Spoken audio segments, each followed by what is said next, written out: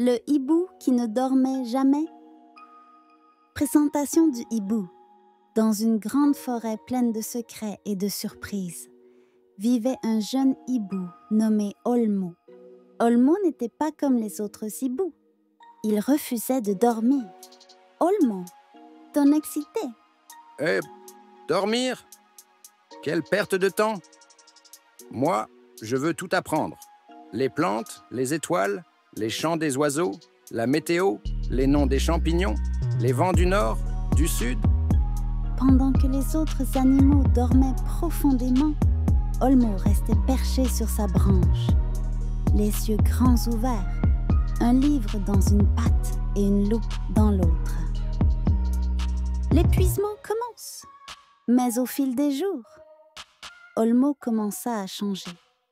Ses plumes étaient ébouriffées, ses yeux cerclés de noir, et surtout, il devenait irritable. Olmo, fatigué et agacé.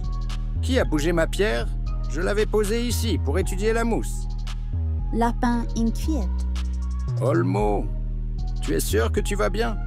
Tu n'as pas dormi depuis des jours. Olmo, énervé. Je vais très bien.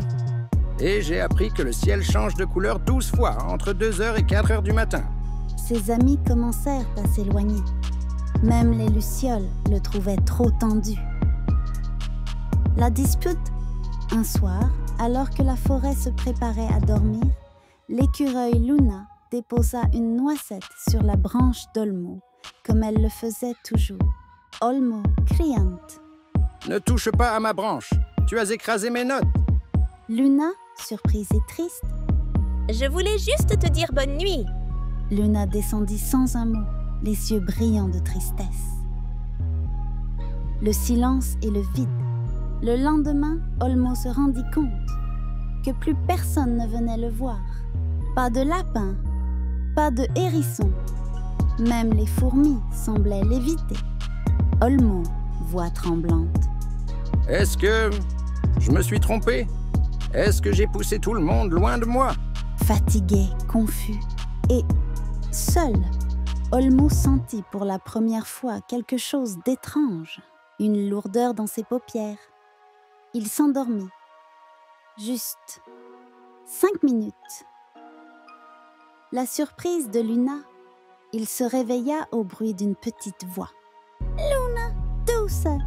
Tu as dormi, enfin? Olmo, gêné.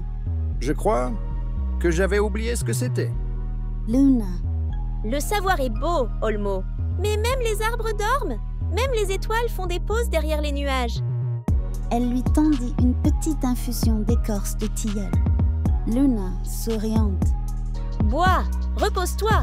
Demain, on pourra apprendre ensemble, mais seulement après une bonne sieste. Le changement? À partir de ce jour-là, Olmo apprit différemment. Il dormait le jour, étudiait la nuit, mais s'autorisait toujours un petit somme après le déjeuner. Et surtout, il réapprit à écouter, à partager ses découvertes sans s'énerver, à rire quand il faisait une erreur. Les amis revinrent, les rires aussi, et même une nouvelle tradition naquit. L'heure d'Olmo, une petite pause dans la forêt, pour dormir, rêver, ou juste fermer les yeux un instant. La morale? Depuis ce jour, Olmo a compris que le repos aussi fait partie du savoir. Car parfois, c'est en fermant les yeux qu'on voit le plus clair.